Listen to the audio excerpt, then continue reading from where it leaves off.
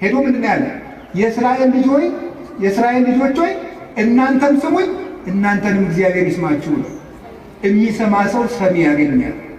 እግዚአብሔር አዳምን ሰማው፣ ተከትሎ ሄዶ አዳምን አባብሎ ታርቆት መጣ።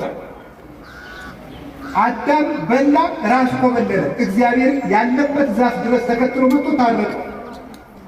አሁን ዛሬ ታረቁ ሲባል እኔ አልታረቅም። ቀጥሎስ እንደው ትንሽ ሻል ያለ ሰው ካለ ባይሆን እሱ ይምጣ እንጂ ያለ ያጠፋ እሱ። እግዚአብሔር ግን መጥቶ ነው የታረቀ። አዳምን ተከትሎ ሄዶ ታርቋል። እኛ ሰው ተከትለን ሄደን መታረቅ ሲገባል እየተከተሉ ምሕረት የሚለምኑን ይቅርታ የሚጠይቁን ሰዎች እንኳን ይቅርታ እናደርጋቸው። ይሄ ታዲያ እግዚአብሔር ልጅ ያሰኛል? ስሳ ለሰላም ወደ ግና ሰላምን ፈልጋት ተከተላት ይላል። ፈልጋት ማለት ታረቅ።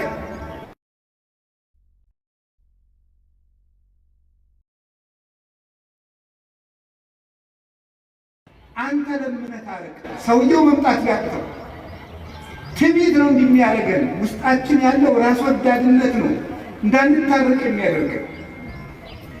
ስለዚህ የእግዚአብሔር ቤተሰቦች ተከትሎ ሄዶ የሚታረቅ መሸነፍ አይደለም። ኦርቶዶክሳዊ ሰው ተበድሎ ተከትሎ ሄዶ በር ቢዘጋበት አንኳኩቶ የሚታረቅ ሰው ተሸናፊ አይደለም፣ እግዚአብሔርን ይመስላል። እርቅ መለመን እግዚአብሔርን ያስመስላል። እንዲሁ በሞት ያፈርሰው ዛሬ የምነግራችሁ ዛሬ ከሰዓት ጀምራችሁ ለምናችሁ ቢሆን ታረቁ። የተጣላችሁ ሰው እንደዛ ካለ የእግዚአብሔር ልጅ እንሆናለን። የእግዚአብሔር ልጆች ከሆን ደግሞ የእግዚአብሔርን ምሕረት እናገኛለን። ሳንታረቅ ምሕረት ብንለምን ኢትዮጵያ ምሕረት አታገኝም። ምሕረት የሌላቸው እየጨመሩ ነው የሚሄዱት። እርስ በርሳችን ከታረቅን ግን ምሕረት ይገባናል። ለሀገር ምሕረት ያመጣል እግዚአብሔር። ሰው ከልጁ ጋር መታረቅ አጥቶት፣ ከጎረቤት ጋር መታረቅ አጥቶት፣ ከዘመኑ ጋር እንዴት ቅዱስ ዮሐንስ አፈወርቅ ይላል እግዚአብሔር ጠላቶቻችሁን ውደዱ ቢለን ወዳጆቻችንን ስንጠላ ብንገኝ እንደምን ያለ ፍርድ ይጠብቀን ይሆን? ጠላቶቻችሁን ውደዱ ብሎን ወዳጆቻችንን ስንጠላ ከተገኘንማ እንዴት ያለ ፍርድ ይገባን ይሆን? አሁን እኮ እግዚአብሔር ያሳያችሁ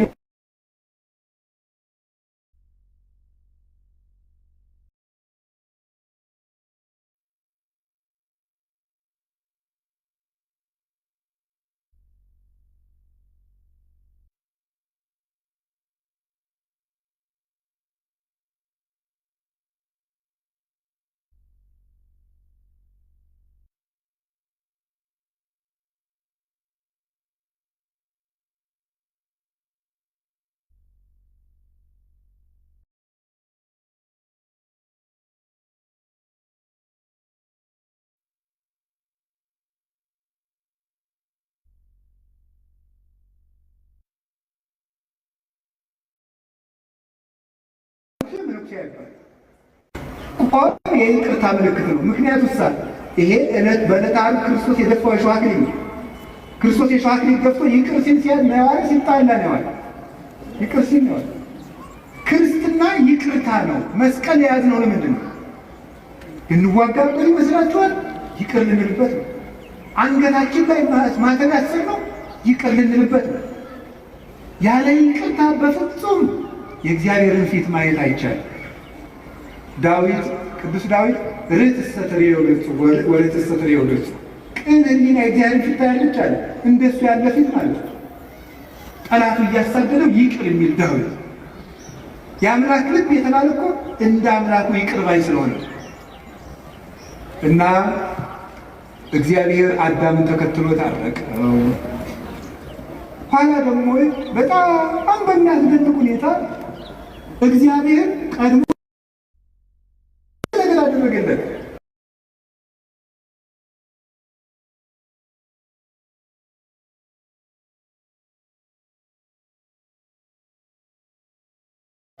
የባሪያን መልክ ይዞ አምላክ ወደ ምድር መጣ። ይህ ፍጹም ይቅርታ ነው። እንደምን ያለ ይቅርታ ነው!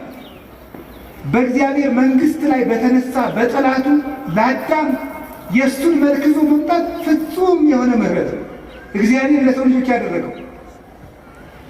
ማን ንጹሕ ልብስ እያለው አዳፋ ልብስ ይለብሳል? ማን ሀብታም ሆኖ በድሃ ጓሮ ይገኛል። ክርስቶስ ግን እፎ ቤትነ ላይ አደረ ከመ ምስኪን፣ እንዴት እንደ ምስኪን ከድሃ ቤት አደረ፣ በበረት መካከል ተወለደ። ይህ ፍጹም ይቅርታ ነው። ያም ብሎ ደግሞ ስጋውን ቆረሰ፣ ደሙን አፈሰሰ። ይሄ ፍጹም ይቅርታ ነው።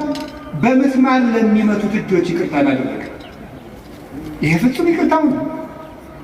እናንተ በአይሁድ ትደነቃላችሁ፣ እኛ እድሜያችን በሙሉ ስንሰቅለው አይደለም ይኖር። አይሁድ እኮ አንድ ቀን የቸነከሩት ኃጢአት በሰራን ቁጥር እኮ ክርስቶስን እየሰቀልን ነው። እግዚአብሔር ስንት ቀን ነው የማረን ወገኖች? እግዚአብሔር ስንት ቀን ትቶል ለተለተል ነው እንደምን እግዚአብሔር ስንት ቀን ይዳደርጋችሁ ፊት ላይ ሰራተኛ ግን እስካሁን የይቅርታ ልብ የለም። ቅዱስ ዮሐንስ አፈወርቅ እንደተናገረው ዓርብ የክርስቶስ ደም ሲያርፍበት አለቱ ሲሰነጠቅ የአይሁድ ልብ ግን እንደተዘጋው ላይ ልባችን እስከ ዛሬ ተዘግቶ ይቅርታ የለው፣ ምሕረት የለው። አንኳኩ ይከፈትላችኋል አለ። የልባችን በር ተዘግቶ ምኑን በር ነው የሚከፍትልን? ራዕየ ዮሐንስ ምዕራፍ 3 ላይ አንብባችኋል። በደጅ ቆሜ አንኳኳለሁ፣ የሚከፍትልኝ ካለ ገብቼ እራት እበላለሁ። ክርስቶስ ዛሬም በደጅ ቆሞ ያንኳኳል።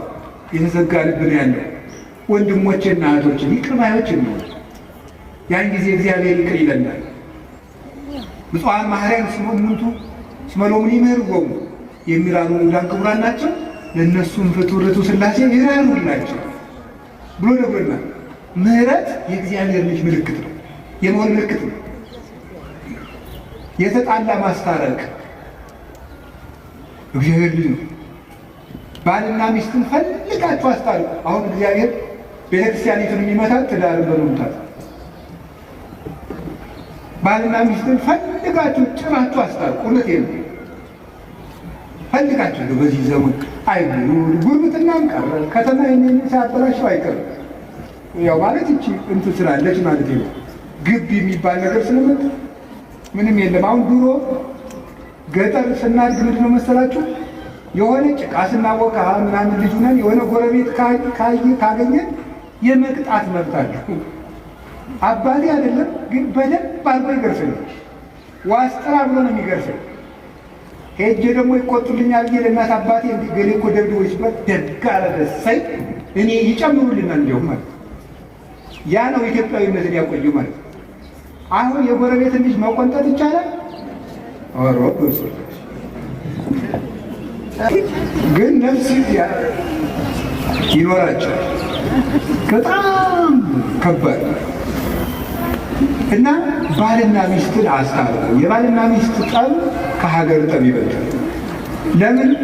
ከሁከት ከበዛበት ትዳር የመጣ ልጅ ነው ሀገር የሚሆን። ባልና ሚስት አስታርቁ። እግዚአብሔር ይገርማቸዋል። ባልና ሚስት ሊያስታርቅ ከሰማይ ወርዶ እንደነበር ታውቃላችሁ። እንግዲህ ማንደው ግርም ምን የሚያደርገኝ አብርሃምና ሳራ ሊያስታርቅ እግዚአብሔር ወርዶ ነበር።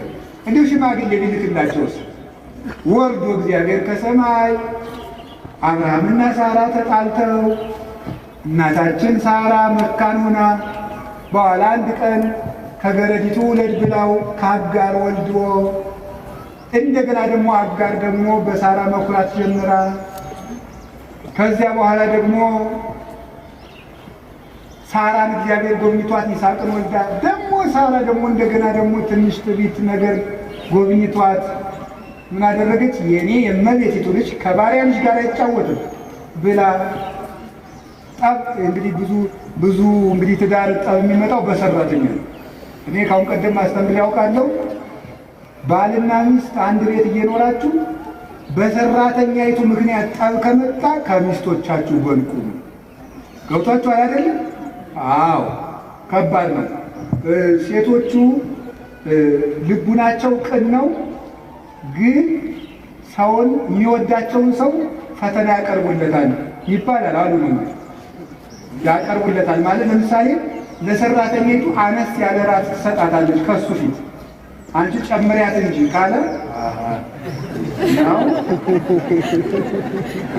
ይህ ሰውዬ ልቡ ከሰራተኛይቱ ጋር ነው ያለ የሚለውን ለመመዘን ነው አሉ ነው። ይሄን ቢሆን እንጂ አላውቀውም እውነት ለመናገር እና የዚያ ጊዜ ዝም ነው ማለት ያለብህ። ኋላም ትጨምራት ነገም ታብላት። አሁን ከየት አገኘኸው ሲባል ከመጽሐፍ ቅዱስ። እግዚአብሔር ሳራና አብርሃም ሳራና አጋር ሲጣሉ እግዚአብሔር ምንድን ነው ያለው? ሳራን ስማት፣ ሰራተኛይቱ ምን ትበላል? አስወጣ። ከባድ ነው። ድሃ ግን አስረክሶ አላለ፣ ሰራተኛ ጨቁኖ አላለ። እሷ እንዲወጥም እንዴት ትሆናለች? ሸኛት፣ ለእሷ ምን ያለውላት አለ። እሷ የወለድከው ደግሞ ባልክላቸዋል፣ ሸኝቶ ሰደዳት። አሁን ይህም ጉዳዩ ስለ ሳራ ስለ አጋር ስለ አብርሃም ርዕሳችን አለ። የገረመኝ የአንድ ባልና ሚስት የአንድ አባወራ ጠብ እግዚአብሔር ገዶት ከሰማይ ወርዶ ባልና ሚስት ሲሸመግል መገኘቱ። ምክንያቱም እግዚአብሔር የእርቅ አምላክ ነው። የጠብ ትንሽ የለም። የዓለማት ጌታ ሁለት ሰው ሊያስታርቅ ከሰማይ ወርዶ መጣ። ያይገርመቱ እርቅ ቀላል ነው። እግዚአብሔር ከሰማይ የወረደበት ርዕሰ ጉዳይ ነው እርቅ። ክርስቶስ ሰው የሆነው ሊያስታርቅ ሊታረቅ፣ እርቅ ትልቅ ነገር ነው። ከቃሉ ጋር ናችሁ? ከቃሉ ጋር ናችሁ? እግዚአብሔር ከሁላችን ጋር። በቅዱስ መጽሐፍ ፊልሞና መልእክት የሚባል ታውቃላችሁ አይደል? እስኪ የማታውቁት ፊልሞና መልእክት የሚባል ሰምቶ የማያውቅ እጁን አውጡ። ካሜራውን ተውና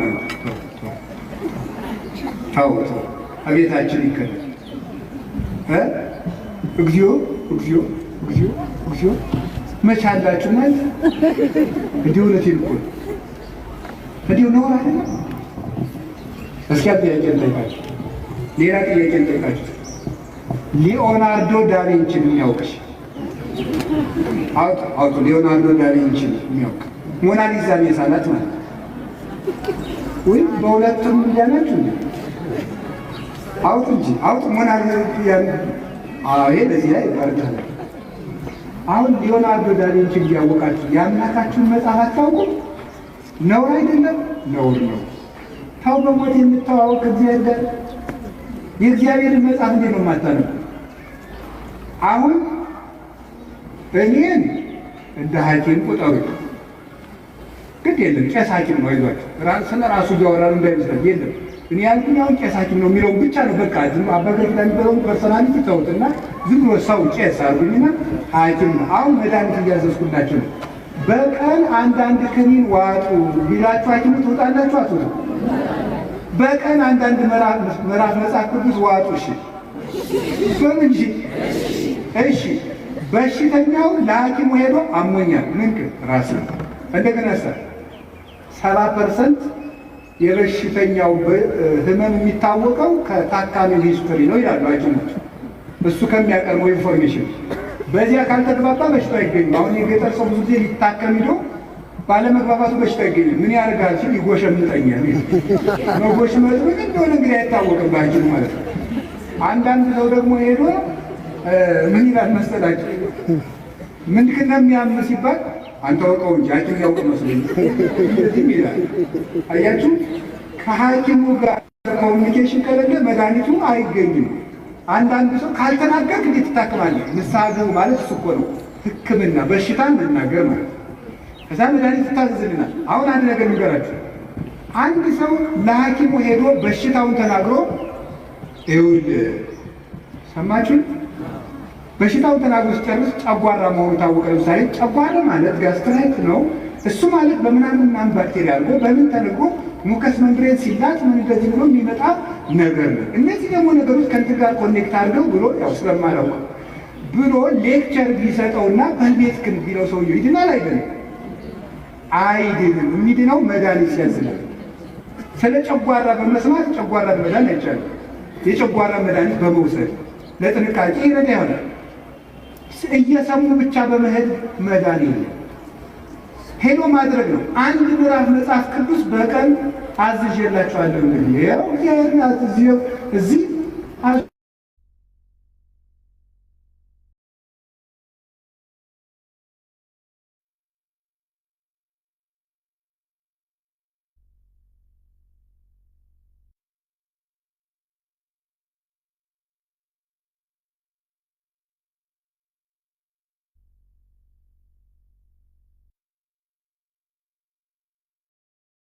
እንደ ይሁዳ ማለት ነውና በጣም የሚያስገርማችሁ ለምንድን ነው ፊልሞና መልእክት ከሁሉም መጽሐፍ ቅዱሶች ከሚያስገርመው ጠባዩ አንዱ አንድ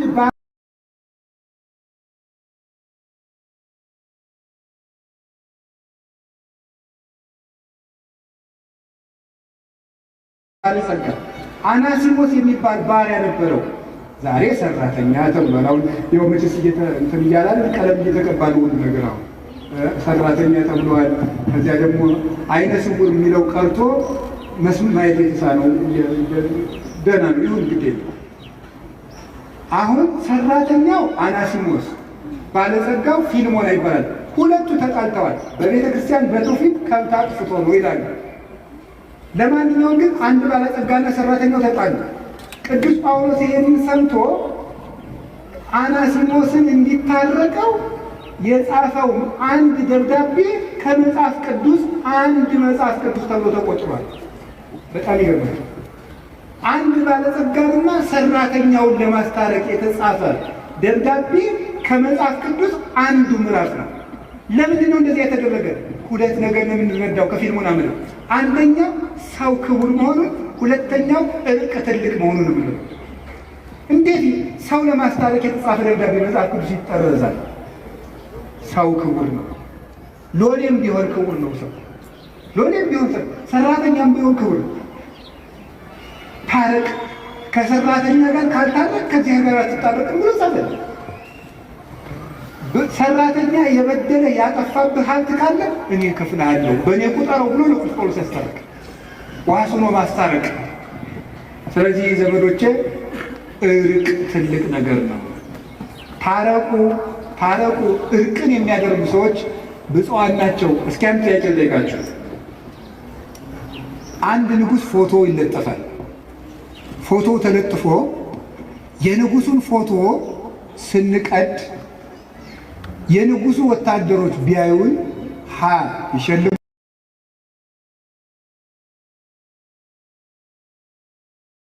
ይሸልሙናል፣ ይቀጡናል። ምረጡ እንጂ አቤት። ለምን አቤት? የከተማ ሰው ሲናደድ የጓደኛውን ፎቶ ይቀዳል ይባላል። እውነት ነው ማለት አንድ ለምሳሌ ዘለቀ የሚባለው ምን የሆነ ተክሉን በሉት የሆነ ሰው ከጓደኛው ጋር ሲጣላ ድሮ ተማሪ ያለው የተነሱ ፎቶ ካለ ቅድድ ያደርጋል አሉ። እውነት ነው ሳይሆን አይቀርም። ጥያቄው ፎቶውን የሚቀደው ማንን በመበቀል ነው? ንገሩኝ እንጂ ፎቶውን በመናቅ ማንን እየናቀ ነው? በጣም ጥሩ። እንግዲያማ ሰው የማን ምስል ነው? ስለዚህ ሰውን ስንንቅ ማንን ነው የምንንቀው?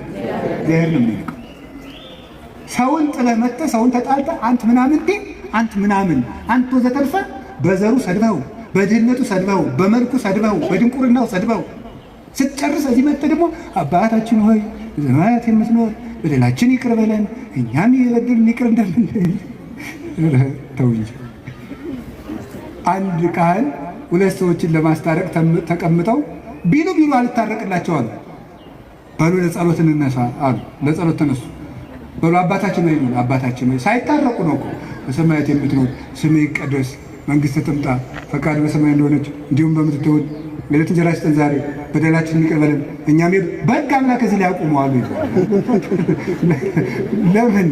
ለምን እኛም የበደሉንን ምን የሚላለሁ ይቅር እንል ዘንድ የሚላለሁ። እግዚአብሔር ላይ ለምን ድራማ ትሰራለህ? ታረቅ። አቡነ ዘበሰማያትን አለማለት ኃጢአት ነው። ሳይታረቁ አቡነ ዘበሰማያት ማለት ደግሞ በእግዚአብሔር ላይ መዘበት ነው። እግዚአብሔር ደግሞ አይዘበትበትም አይደል ያለ ቅዱስ ጳውሎስ። ስለዚህ ሁላችንም እንታረቅ፣ ከዛሬ ጀምሮ እንታረቅ። እኔ የተጣሉ ሰዎች ገጥመው ሳስታረቅ የምጠቀማት አንዲት ነገር አለች። ከጠቀመቻችሁ ልንገራችሁ። ሁለት ሰው ልታረቁ ተቀምጠው እምቢ ካሉኝ አይ አባ አልገባህም፣ ሰውየው እኮ እንዲህ ያደረገኝ ሰው ነው፣ እንዲህ ያደረገኝ ሰው ነው፣ እንዲህ ያደረገኝ ሰው ነው፣ እንዲህ ያደረገኝ ሰው ነው ሲለኝ አንድ ጥያቄ ነው የምጠይቅ። ከክርስቶስ ትበልጣለህ ነው የምለው።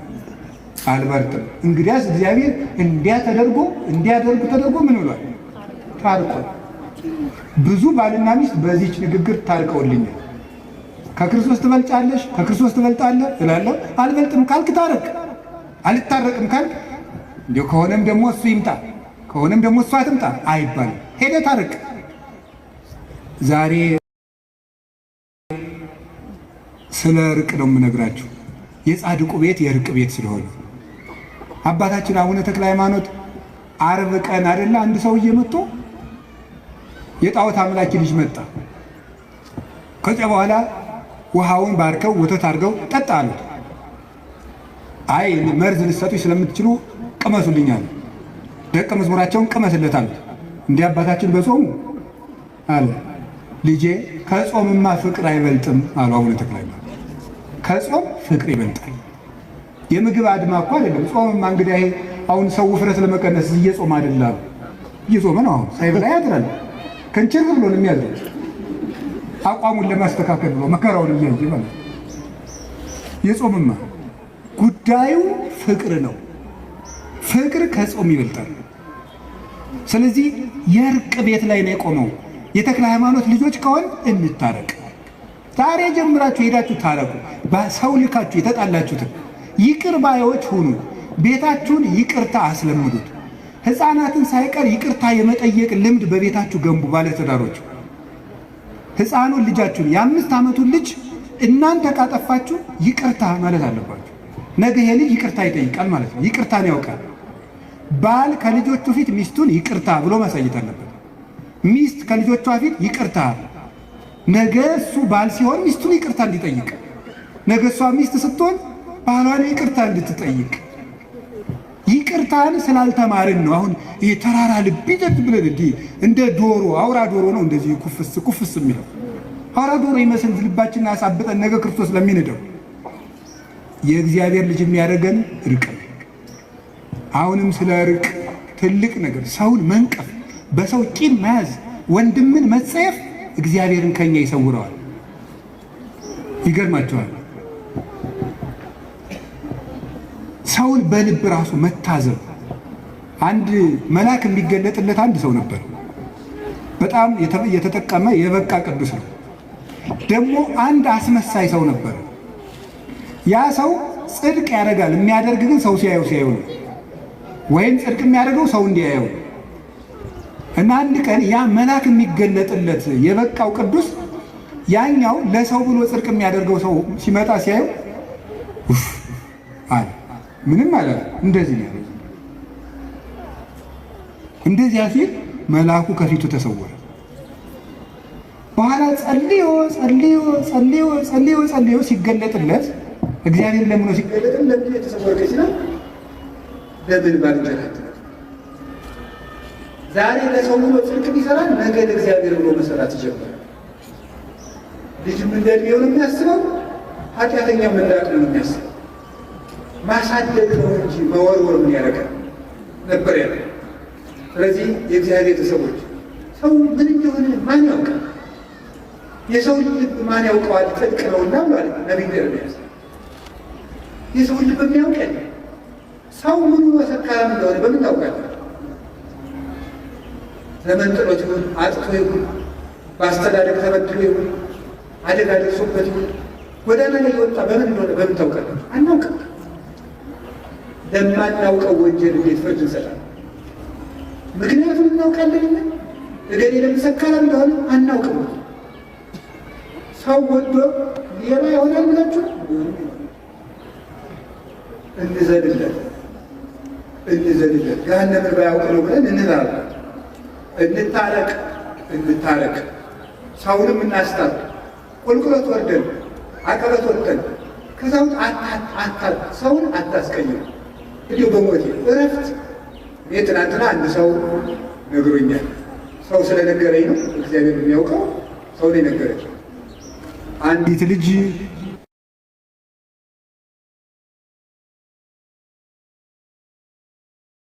በጣም ያሳዝናል። እውነት የምነግራቸው እንዴት ክቡር የእግዚአብሔርን ፍጥረት ሰድበን እንገላለን። በእውነት ማለት ነው። አሁን እዚህ በኋላ ራሱ እኮ አንማርም። ይገርማቸዋል እኮ ሄደን ሰውን ሽንቁር፣ ሰውን መውጋት፣ ሰውን ማድማት፣ ማመስገን ካልቻላችሁ ዝም በሉ። እኔ እግዚአብሔር ያውቃል፣ ያው እግዚአብሔር ምስክሬ ነው። ልጅቱ ምን ትሆን አላውቃት፣ አሁንም አላውቃት። የሚገባ ነገር የምትል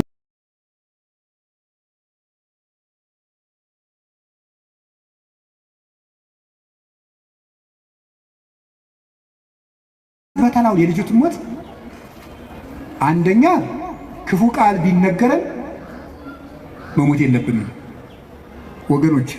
ሰው የመሰለውን ነው የሚናገረው፣ ያሰበውን ይናገራል፣ ያሰበውን የመሰለውን ይናገራል። እግዚአብሔር እስካለልን ድረስ ሰው የጣለውን እግዚአብሔር ያነሳዋል። ሰው የጣለውን እግዚአብሔር ያነሳል። ሰው የጠላውን ሁሉ እግዚአብሔር ያነሳል። እኔም ማየውን አንተ አታይም አይደል ያለው ቅዱስ ጴጥሮስን። ሰው የውጭ ኃጢአትን ያህል እግዚአብሔር የልብ ጽድቅን ያህል ይመለከታል። እና በሕይወታችሁ ዘመን ከዚህ ልጅ ሕይወት ተነስቼ የምነግራችሁ እኔ ሃይማኖቷን ምን ይሆን አላውቅም። የምነግራችሁ ግን ስለ ሰው አስተያየት ብላችሁ አትኑሩ፣ ስለ እግዚአብሔር ብላችሁ ነው። ምክር ከሆነ ተቀበሉ። እንዲያውም አንድ ነገር በዚያው ሰው ሲናገራችሁ ምን ማሰብ እንደሚገባችሁ አንድ የቅዱስ ዮሐንስ አፈወርቅ 3 ንግግሮች ልንገራችሁ። ሰው ክፉ ቃል ሲነገራችሁ ደግሞ ነገም እናንተ እንዳትሞቱ ብዬ ነው። ሰው ክፉ ቃል ሲነገራችሁ ምንድነው ማሰብ ያለባችሁ?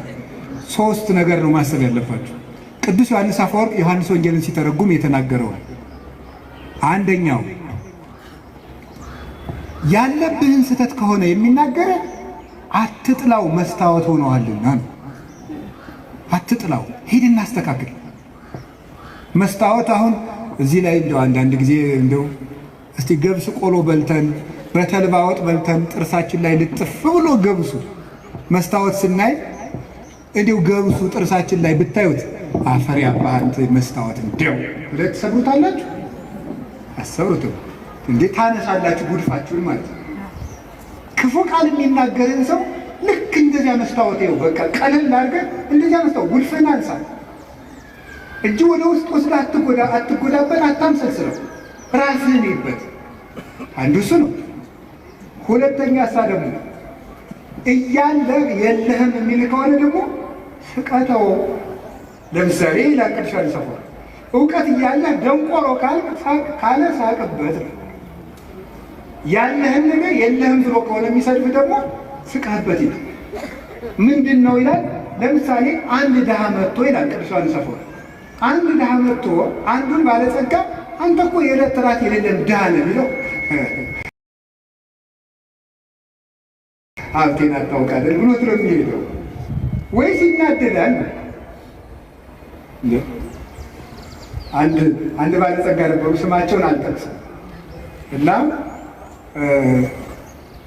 የሆኑ ሰዎች ተሰብስበው እንደው ሰው ልጅ ያወጡ ይሆን አላቸው። እኔም አውቃቸዋለሁ እና ሰው ልጅ ያወጡ ይሆን ሲሏቸው ምን ቢሉ ጥሩ ነው?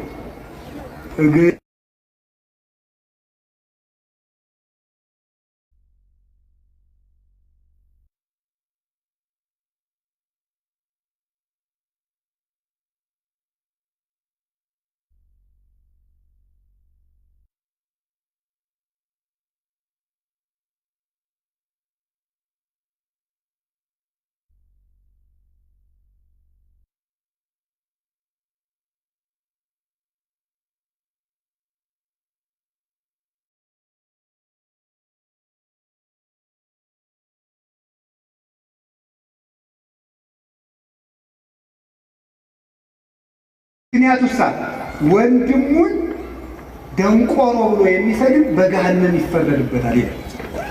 ተፈጥሯዊ ጉዳዩን አንተ ደርጋማ፣ አንተ አንካሳ፣ አንተ ምናምንቴ ብሎ የተፈጥሮ ስጦታውን አንስቶ የሚሳደብ ሰው በየት ይፈረድበታል? በገሃነም። ስለዚህ በገሃነም የሚፈረድበትን ስራ እየሰራ ስለሆነ ወይኔ ወንድሜ እኔን ሰድቦ ገሃነም ሊገባ ነው ብለህ ጸልይለት ያለው ቅዱስ ዮሐንስ አፈወርቅ። የመጨረሻ ግን ክርስቶስ እንደተሰደበ አስብ። ክርስቶስ ተሰድቦ የተሰደብኩላችሁ ለምንድን ነው? ሌሊት ተቀን ረፍት ልትነሳችሁ፣ ውሃ መጠጣት የሚያቅታችሁ፣ እራት አልበላችሁ ለምንድን ነው? ጌታዬ ተሰድቧል ብላችሁ ተጽናኑ። ስለዚህ እንደዚህ ያላችሁ ፈልጌ ነው። በአንጻሩ ግን ደግሞ ሰውን በቃል በጦር ከገደለ በቃል የወጋ ይበልጣል። ሰውን እግዚአብሔር ያሳያችሁ። በጦር እኮ አንድን ሰው ወቅቶት ቢሆን ሮጠን እንነቅለዋለን። በቃል ከወጋው ግን የት አግኝተን እንነቅለዋለን? ውስጥ ነው የሚገባው ቃል፣ አይምሮ ውስጥ ነው የሚተከለው። እና በቃላችን ነፍስ ከመግደል እግዚአብሔር ያድነን። አፋችሁን ከልክሉ በሞት ያፈርሰው። እንዲሁም ንገራችሁ፣ ስንመጻደቅ እኛ የምንፈርድባቸው ወንበዴዎች ቀድመውን መንግሥተ ሰማያት ሊገቡ ይችላሉ። እኛ የምንሰድባቸው ይሄ ገሌሌ እንዲህ ያለ ነው እንዲህ ያለ ነው የምንላቸው፣ ጸልዩለት። አረጋዊ መንፈሳዊ ብሏል። ለመሪ ከፈያታዊ ወዘማዊ በአይቲ አምር ለማይቀድመን በውስተ ገነት ከመፈያታዊ ዘይማን። ሌባ ወንበዴ ብታይ ይሄ ሰውዬ ዘማዊ ብታይ ይሄ ሰውዬ እኔን ቀድሞኝ መንግሥተ ሰማያት ይገባለሁ ምን አውቃለሁ እያልክ ነው። እንደ ፈያታዊ ዘይማን ቀድሞኝ ይገባለሁ ምን አውቃለሁ እያልክ ነው። አቤቴ ዘፋኝ፣ አቤቴ ሌባ፣ አቤቴ ዘማዊ፣ አቤቴ ሰካራም አትበል። እንደ ውሻ ወር ሙሉ ከእሱ ኃጢአት ጋር ነው። ሰውየው ግን ታርቆ ጨርሶ ሊሆን ይችላል ከእግዚአብሔር ጋር። በጣም እኔ የምነግራቸው አሳፋሪ የሚያሰኝ ይሄ ነው። ራሳችንን ከእግዚአብሔር ጋር እናስታርቅ። እንመወቃቀሱን እንቶ ሲኖዶሱ ነው፣ ቄሶቹ ናቸው፣ መነኮሳት ናቸው፣ ጥሩ አባታትን ዝም ብለን እንታረቅ። ግድ የላችሁ። አዎ እኛም እያጠፋን ነው፣ ጥሩ አባት አልሆናችሁ። ግን አብረን እናዲያ እግዚአብሔር ጋር እንታረቅ። ለእኛም ጸልዩልን፣ ለምኑልን። ጥሩ ሰው ካልሆንለት እኔ እንደው እውነት ለመናገር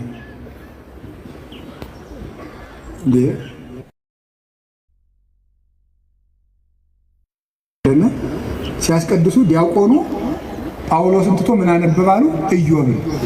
ቅዳሴ ላይ ኢዮብ አይነበብ እንግዲህ እግዚአብሔር ያሳያችሁ ማለት ነው። እና መርጦ ተዘጋጅቶባታል። አፄ ቴዎድሮስ ቄስ ሲጨቁኑ አልነበረም? እና ምን አደረገ? አነግስ ብእሴ መደልዎ የሚለውን ያነባል። ጨካኝ ንጉሥ አነግሳለሁ ብሏል እግዚአብሔር የሚለውን ነው የሚያነበው ማለት ነው። እሳቸው እያስቀደሱ ነው ማለት ነው። ጨካኝ ንጉሥ አነግሳለሁ ብሏል እግዚአብሔር ይላል። እና ዝም ብለውታል። አልሰሙኝም መስሎት መልሶ አነግስ ብእሴ መደልዎ ይላል። ዝም። ሶስተኛም አነግስ ብእሴ መደልዎ በይንተ ከሕዝብ የሚለውን ጨምሮ ስለ ሕዝቡ ክፋት የሚለውን ጨምረው ስለ ሕዝቡ ክፋት የሚለውን ጨምረው እስኪ በሉ ሁላችሁ ስለ ሕዝቡ ክፋት የሚለውን ጨምረው። ስለዚህ እግዚአብሔር ሰዎች እንደው እንደ ጦር ጉሮሮ እንደ ፈረስ ጆሮ ተካክለን በድለናል። ማንም ሰው እኔም ጨምሮ ያው እግዚአብሔር ያውቃል። እንደው ለትትና ማለት ሁላችንም በድለናል። እግዚአብሔርን ይቅር በለን እንበል። ይልቁን እንታረቅ። ራሳችንን አሁን ከዛሬ ጀምራችሁ ንስሐ አባት የሌላችሁ ንስሐ አባት ያዙ። ፈልጋችሁ ከእግዚአብሔር ጋር እንታረቅ። ከዚያሳ ከወንድማችን ጋር እንታረቅ። የምታየውን ሰው ሳትወድ የማታየውን እግዚአብሔር የት አይተህ ተወደዋለህ ይላል ዮሐንስ ሲራክ ሲናገር። እግዚአብሔር የት ታውቀዋል? ከእግዚአብሔር ጋር እንታረቅ፣ ከወንድማችን ጋር እንታረቅ። ደግሞ ምን ይላሉ አባቶቻችን መልሰው ሲተረጉሙት? ሰውን ከእግዚአብሔር ጋር እንዳይጣላ የሚያስታርቁ ብፁዓን ናቸው ይላሉ። ከእግዚአብሔር ጋር እንዳይጣላ የሚያስታርቁ ማለት ገንዘብ አጥቶ ሌባ ከሆነ በዚህች ነግድና አትስረቅ ብለው ከእግዚአብሔር ጋር ያስታርቁታል። አያችሁ፣ በንስሐ ብቻ እኮ አይደለም። አጥቶ ሌባ የሆነውን እንካ በዚች ስራ ከዚህ በኋላ ሌባ አትሉ ስትለው ከእግዚአብሔር ጋር ታስታርቀዋለህ። ልክ እንደ ንስሐ አባት ሆንከው እኮ ማለት ነው። ንስሐ አባትነትን አትተኩ። ከእግዚአብሔር ጋር የሚያስታርቅ ቄስም ብዙ ነው። ሰውን ከእግዚአብሔር ጋር የሚያስታርቅ ቄስ ብዙ ነው። ፈራጅ አትሉ፣ ቄስ አትጥሩ። እኔም አምላክን ቄስ አትጥሩ። አያሳዝኗችሁም? እንደ እውነቴን ነው። 50 ዓመት 40 ዓመት መከራቸውን ጥረው ግረው ውሻ እየጮኸባቸው ተምረው ሰዓታት ቁመው አድረው ማህሌት ቁመው አድረው መተው ከእናንተ እንደው አንድ ቀን እንጀራ ብሉ ብላችሁ ታማላችሁ። ይኸው ቄሱ ሲጎርስ ይኸው እንትን ሲል በቲክቶክ እያወጣችሁ በፊት ምን ጉድ ናችሁ? እንደው የእውነቴን ነው ማምላክ። የሰው ገመና እያወጣችሁ የእናንተን ገመና የሚያወጣ ይጥልባችኋል። እንዴት የሚበላን ሰው ቀርጾ ሰው እንዲህ በፍጹም ነውር ነው። ከኦርቶዶክስ አይጠበቅም። ሲለፋ ያደረ ቄስ ቢበላስ ነውር አይደለም እንዴ? ነውር እኮ ነው። ሰው በሆድ ይፈረድበታል? ደሞስ የምትመጻደቁ ለምንድን ነው? እግዚአብሔር ለጅብ የሚሰጠውን እንጀራ ለቄስ መስጠት አቅቶት መሰላችሁ? ትጸድቁ እንደሆነ ብሎ ነው እንጂ። አህያን አብልቶ የሚያሰድር አምላክ፣ እባብን የሚመግብ አምላክ፣ ስቡ ውዱ ዘሳረረ ሁሉ ዓለም ባህቲ ቃል ብለው የሚጮውለትን ወፎቹን እንዴት ይተዋቸዋል? ይሄ አለማወቅ ባይሆን የቄሱ አንዳንድ ችግር አለ፣ ከዚህ ያሉት አይደሉም እንጂ